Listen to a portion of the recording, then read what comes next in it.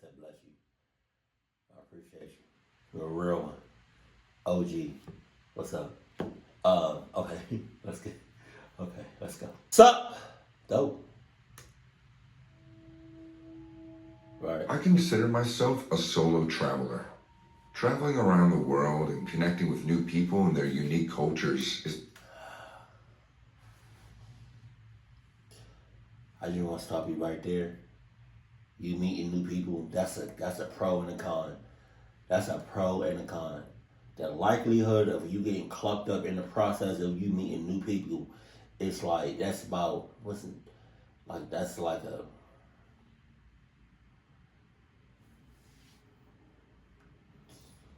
99% chance. 99 or 9-to-1 ratio or like a to clock it 100% chance you only clucked up in the process. It's some scary ass people out here. And big passion. This one time I went to Maryland. I was driving. Maryland. Hey, what's up, bro? Hey, shout out for anybody from the DMV. What's up? Let's go. Come on now. That's me all the way. I'm from Maryland. Shouts out to y'all. I live in Georgia, but I'm from Maryland. Baltimore. Come on now. What's up with it? What you got? Upper Marlboro, Silver Spring. You got DC, Baltimore. I lived in Columbia for like a little bit. You got Laurel, Bowie. I mean, yeah, I represent DMV all day. Club is you talking about? And if nobody knows the DMV, what that stands for, first of all, cluck you. It's not the goddamn the car shits. I'm not answering that for anybody that doesn't know. If anybody doesn't know in the comment section, please let them know what the DMV stands for, because I'm not doing it. And yes, we do got the best crabs in the world. And shouts out to the mumbo sauce. By the stranded highway on a rainy night, when I saw a big signboard on the side of the road that said, "Welcome to Cottage City." Right. I was glad that finally I would be able to find some shelter in the town. I drove into town and was passing by the houses when one house caught my attention. The house looked abandoned. Oh, no. And had words spray painted on its walls. The rain wasn't that strong, so I stopped the car in front of the house and got out of the car to get a clear look. Wow. I turned on my flashlight. Wow. Okay. Not only, it was already bad enough that you noticed this cluck ass house, right? Cluck you. But then you stopped the car. You probably turned off the car. You got out instead of rolling down your window. And then you got a flashlight, so it's easy for other things and people to see you. Then you're walking to the motherfucker. So I just want to say,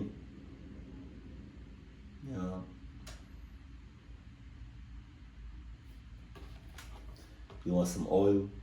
I jam it down your throat. Come on now. And saw the words, "Stay away, evil, and don't come back." You got 1, 2, 3, 4. Okay. Really? You got red flags out there?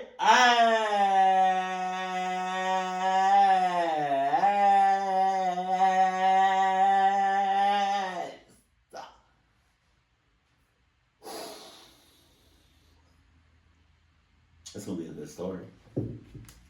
Written all over the house. Lots of wooden crucifixes were also nailed to the house porch and gate. Of course. Thinking about what might possibly be wrong with the house, I looked at the upstairs window and saw a boy standing near it. Holy shit. I probably didn't show it. But I shit it right now. I just shit it right now. Like, I'm sitting in my own shit. So yeah, see that's what I mean. You know, like I'm so scared that you got my shit. Like I'm shitting on my own shit. That's crazy. Now my ass kind of itches. Oh, I hope I'm getting on strike for what I just said. The boy had a pale face with red, puffy eyes, like he hasn't slept in years. Boy, high as shit. His expressionless face kept staring at me. Hey. And you talking to him? Do you need help? You talking to him. The boy didn't answer back and just stood there. So I asked him again. Hello? Are you all right? Shut the clock up. This time the boy smiled a huge grin. Ah! Turning around, I saw a creepy-looking old man standing behind me with a lantern. His confused face hinted that he had no idea why I was standing in front of this abandoned house. So what do you call it? What do you call it? I need a phrase for it now. You know?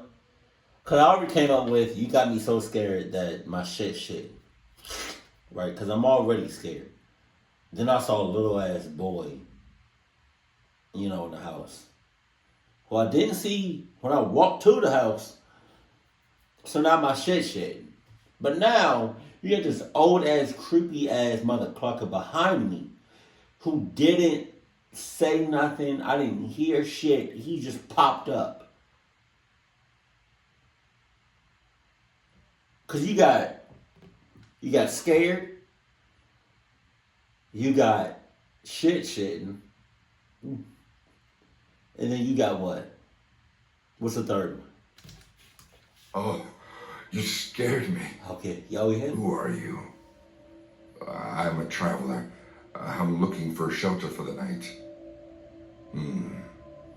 But you can't stay at that house. Okay, enough said. Oh, no. I wasn't planning that. Yes, you was. Actually, I saw the boy in the window, hence... Boy.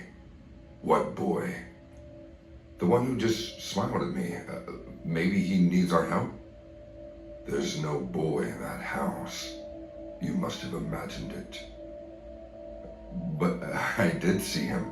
He was standing right there. The nearest hotel is still an hour's drive from here. I have a guest room. If you want, you can stay the night at my place. What the hell? Saying this, the man turned around and started walking. Even though the man's behavior felt weird to me, I still accepted his invitation. I'm good on all of that. What I got left? A quarter of a tank? You said how far the nearest hotel was? Hour and a half? I'll make it. I'll take my chances. It was hard for me to digest that the boy I saw in the abandoned house was merely my imagination. I don't know why, but I felt the old man knew much more than he was telling me. You gonna leave your car right there? His house looked so old from the inside, like he was living in ancient times. We sat near the fireplace and he offered me some wine. Oh! He looked at me and... Oh, no!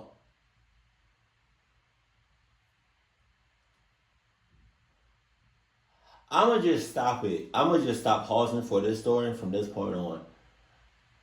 It's so many red flags that I can't even comprehend how many red flags are in this one story. Because why on earth would you take anything, let alone a drink, that you probably didn't see him make?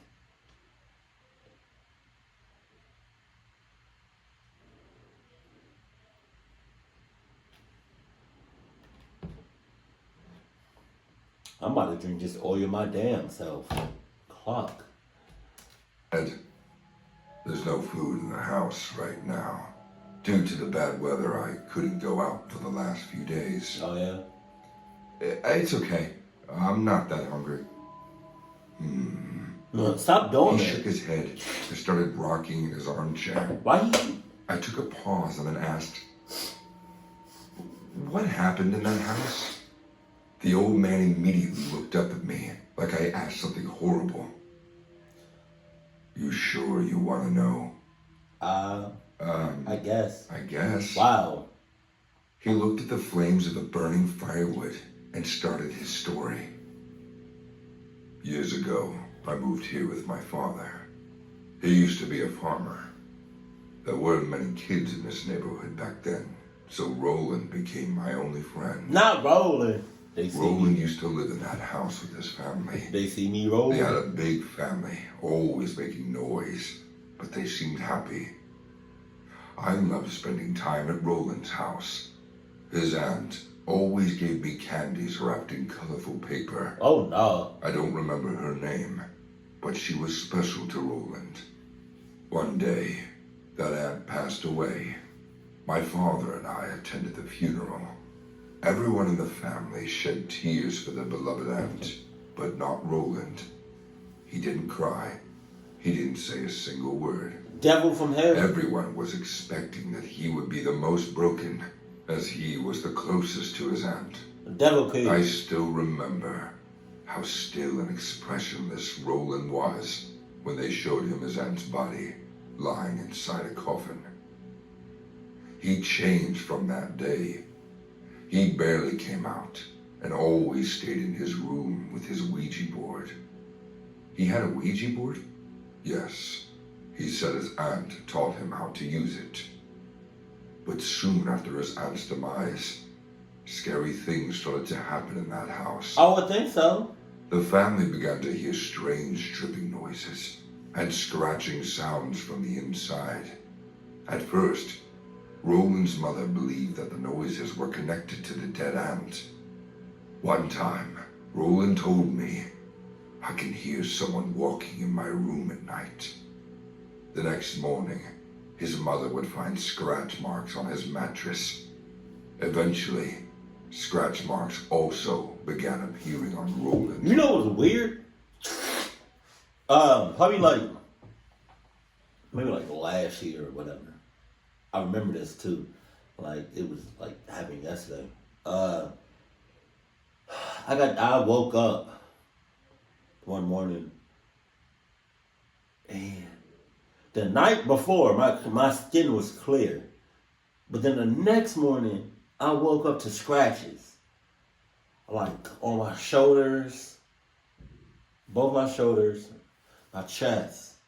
And I sleep naked. So it's like, I don't know where them scratches came from. I don't know if it was the cats. I don't know if it was me scratching myself. But like, those was like, cause I'm not a heavy sleeper, so I would think I would have felt that. It wasn't deep scratches like those, but like, it was pretty noticeable, like. And it didn't seem like, I'm not saying human scratches. At least, because the way my fingernails are shaped, I could have had to scratch myself. Because it was like pointy fingernails that scratched me. And I'm thinking, if somebody scratched me, I would have woke up from that. Unless I scratched myself in my sleep while I was dreaming. Unless it was something paranormal. Maybe y'all can relate to that, but that was just weird. I haven't seen those scratches yet, again, since then. But if I see those again, best believe I'm going to be making a video about it, because I cannot describe that. Body. Roland would wake up at night and scream in agony. Sometimes even laughed like crazy. I remember what he said to me the last time I visited. What did he say? He said, I can see them. Jesus.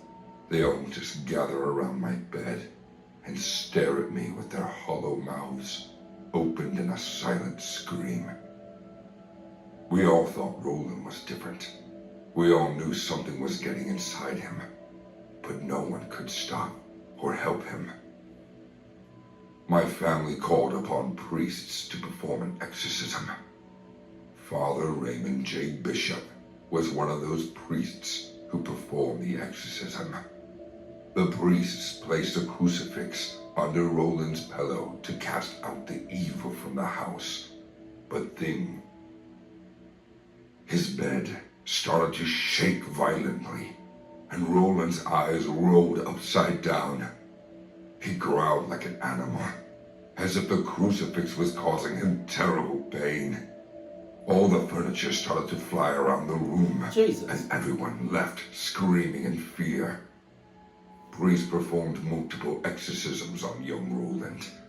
While the exorcisms were performed, Roland vomited, urinated, spit, spoke in Latin. He also laughed in a deep, demonic voice.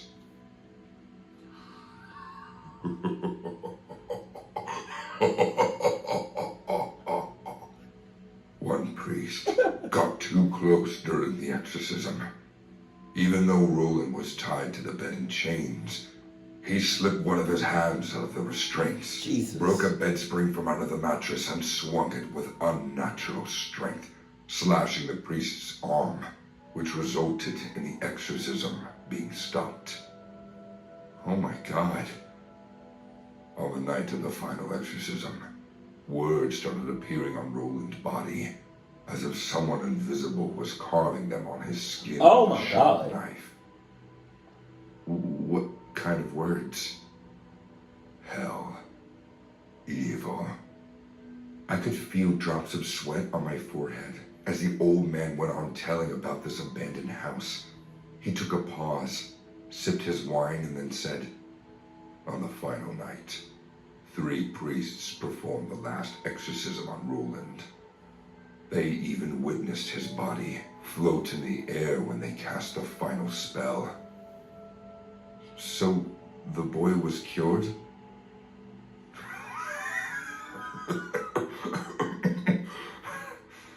That's what everyone believes. After that, the family left the old house, and none of us ever saw Roland again. What? Where did he go? The old man suddenly looked at the window. The rain had stopped long ago. He tried to listen to something very carefully and then said, if you ask me, he's still in that house. He never left because he was never cured. What? What do you mean? Didn't you say you saw a boy at the window who smiled at you? That was Roland? But if Roland was your childhood friend, then he should be your age. That boy was maybe 13 or 14 years old. Exactly. My hands started shaking. I could feel my body getting numb in fear. The old man got up and pointed towards the room under the stairs and said, you can sleep there. What? But stay away from that exorcism house. I'm sleeping in the He car? went upstairs with feeble footsteps. I went to bed that night. I couldn't sleep. I kept waiting for the first ray of sun to hit the room. It's been 3 years since I visited that place. My dude's smoking his ass off. Cigarette after cigarette after cigarette. How do Newports treat you? But whenever I try to think about what exactly happened to Roland, I find myself lost in explanations. I don't know whether what that old man told me that night was true or not, but I'm sure the boy didn't make it out alive. You saw the What if boy. he was just sick and everyone thought he was possessed by a demon? What if the exorcism went all wrong and he died that night? That explains why no one ever heard from him or his family, at least. It also explains seeing a 14-year-old boy in that abandoned house, too, in the middle of the night. Believe it or not, I have a feeling Roland died a mysterious death, and the reason his soul still haunts the place is that the world doesn't know his real story yet. I think so. I've been working as a nurse for almost 3 years now. Okay. I've seen patients brought into the hospital in horrible conditions. I've seen some of them survive, and some who didn't make it. Jesus. So I believe that these constant strikes of hard reality made me strong enough to tolerate any grotesque situation. But one particular incident proved me wrong. It was a Monday night. I had just finished assisting our trauma surgeon in operating on an 8-year-old boy who was brought with a massive head injury.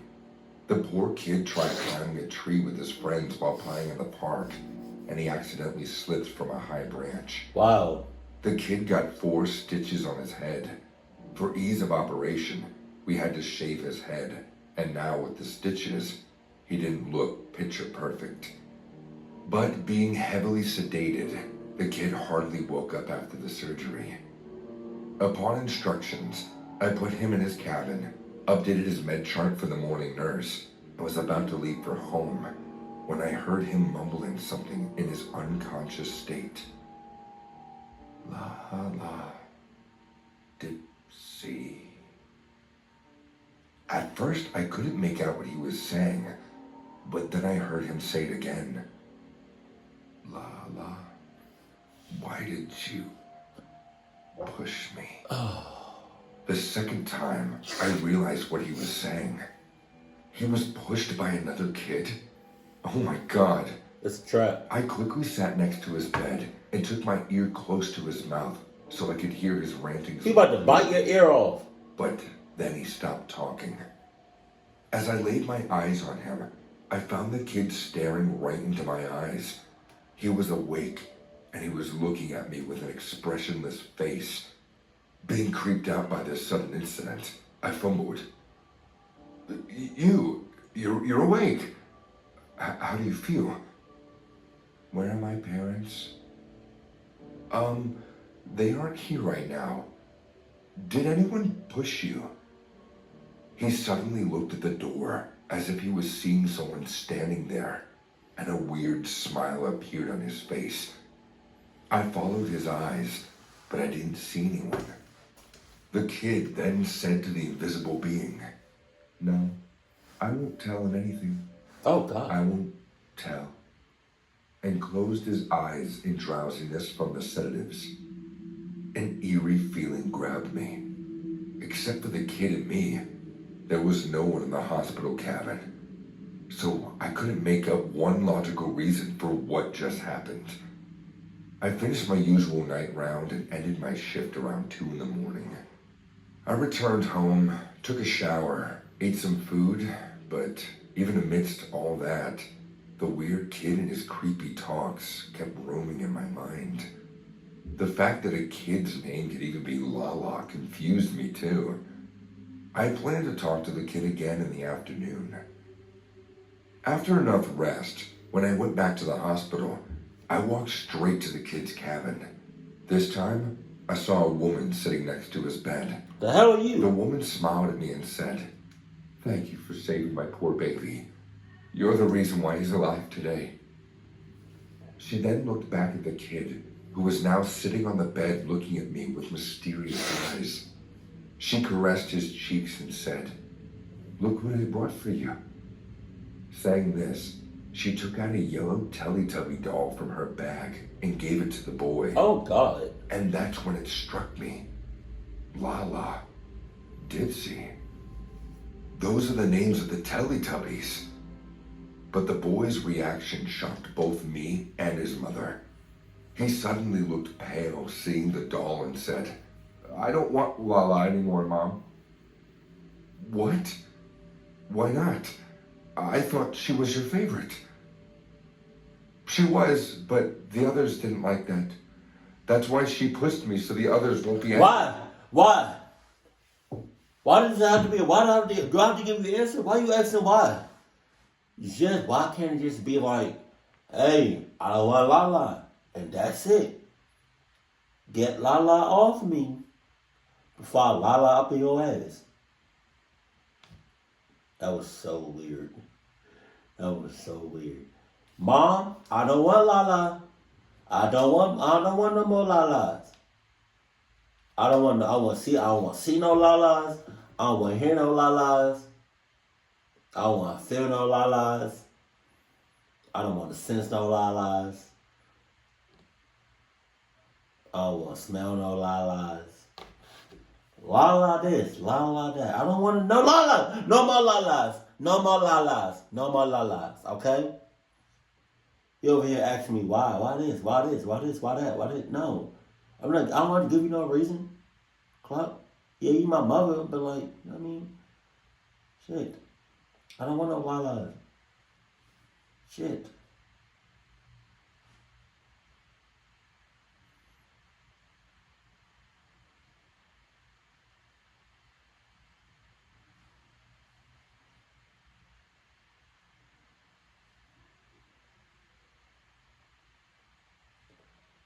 Where did you even get these la-las from, Mom? You in cahoots? Huh? You substitutes right now? Huh? Because where did you get these la-las from? Ryan, what did I say about telling lies? No one pushed you. You slipped and fell. Did you push her? Stop saying things like that. The kid went quiet and didn't say anything else. His mother went to talk to the doctor, and I sat beside him.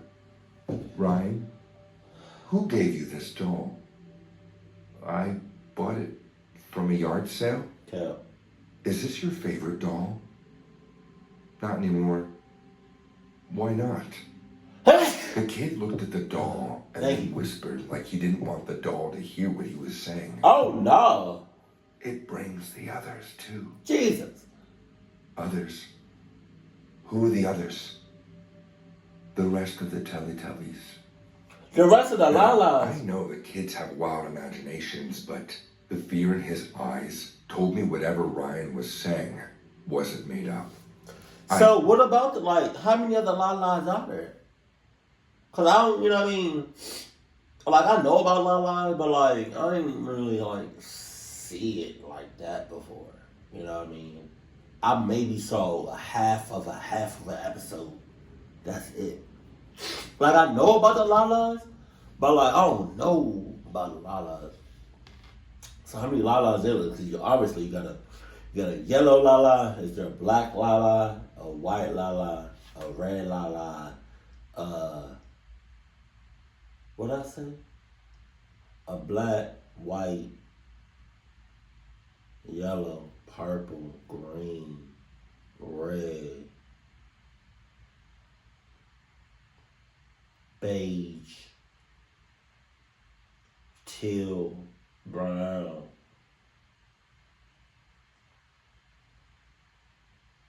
I mean,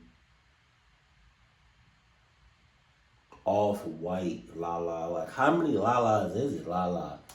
Asked him again. What happened yesterday? The moment I asked him this question, a crow flew directly into the window Holy in his bed. shit! The bird fell down, started flapping like crazy, and died. I called the cleaning guy to take the bird away, but something didn't seem right. I saw Ryan's face.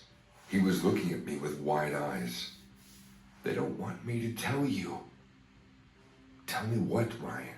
Write down a piece of They paper. don't want you here. Saying this, the kid laid on the bed, facing his back at me. Everything was so fishy about Ryan and his Teletubby doll, Lala. I took a good look at the doll and realized that its eyes were pretty odd. Jesus. Instead of eyes, the doll had big black buttons, which made it look spooky. But then, my rational senses kicked in my head. Maybe Ryan's mother was right. Maybe I was thinking too much about this simple matter. It is very much possible that Ryan was making all this up. After all, he is just a kid. I updated his chart and went to check on the other patients. The entire evening, I worked tirelessly, and the thoughts of Ryan and his Teletubbies swept away from my mind. It was probably 9 p.m. that night. I was changing the saline of a patient when I heard a spine-chilling scream. I quickly ran towards the direction of the scream. I reached the corridor and stopped right outside Ryan's room. Another night nurse, Susie, was standing outside his room with a horrified face. Her fingers were pointing inside the cabin. As I took a look, my stomach dropped. Ryan's unconscious body was floating above the bed. I had never seen anything like that except in horror movies. This kid was floating in the air. His face was terrifying. His mouth was wide open, and his eyes were rolled into his head, revealing the whites of his eyes. Ryan, are you? Susie ran away screaming. God help us, God help us. I'm saying. I stood there watching the unbelievable happen in front of my eyes. Suddenly, the lights of the entire hospital went out. Wow. That he's still there. He's the clock, everything. And the moonlight from the window illuminated Ryan's cabin. And within the next few seconds, 4 gigantic Teletubbies surfaced from thin air, surrounding Ryan's floating body. They all were looking at me. They all had black buttons instead of eyes. I felt like I was about to piss my pants. For sure. I wanted to run away, but my legs wouldn't move. They were nailed to the ground by some unnatural force. All right, well,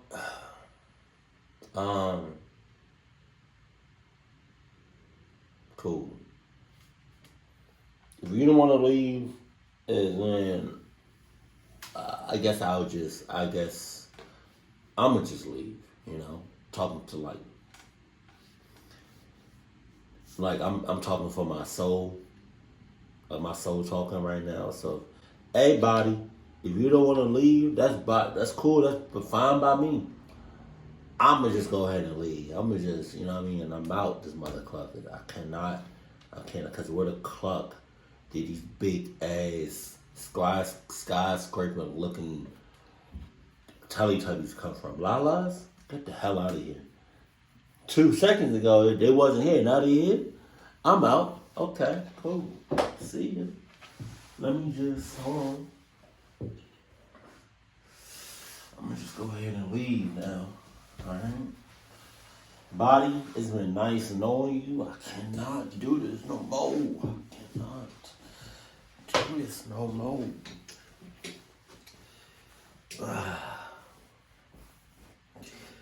Doses. Oh, keep that. Wait, hold on. Oh, okay. Keep that one too. Jesus.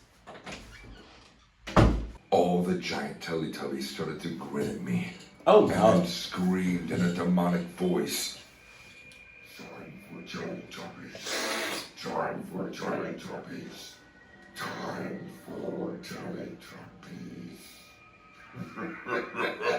The mom probably in cahoots. Then, huge lightning struck, and Ryan's floating body fell onto the bed as if he was thrown from the air above. His pulse started to go off crazily. The doctors came rushing in. Ryan's body started to shake violently. He began frothing from his mouth. We were clueless. Even the doctors couldn't say what exactly was happening to him. And then around 3 a.m., Ryan passed away. His parents were informed. Everyone concluded that the serious injury in his head made him go into a state of shock. Oh, yeah. And his heart somehow gave up.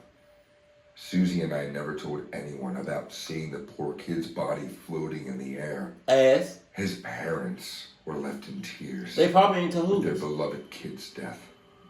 Ryan's death remains a mystery to me to this day. But I took that creepy Teletubby doll and burnt it in the incinerator. That's not gonna do nothing. I know no one will believe me, but I am certain that it's haunted. And it was him and his mates who were responsible for this kid's death. Maybe they always wanted to take the kid's soul away. That's why they pushed him the first time. But even though he was saved the first time, he couldn't be saved the second. I wished his mom listened to him and didn't bring that scary-ass doll to the hospital. Maybe Ryan would have lived if she burnt it in the first place. Her parents is probably in cahoots the whole time. Hell no. I ain't like that. Them fake ass tears. This story right here, it could have all been avoided if, you know, he either kept going or he slept in his own car. Man, at some point, you just gotta say something. Cause I definitely would have said something if I saw what them four big ass skyscraper looking Teletubbies. I would have said some shit. God damn. Selfish motherfuckers. Keep it cool, keep it classy, and I love you, stay happy. My family.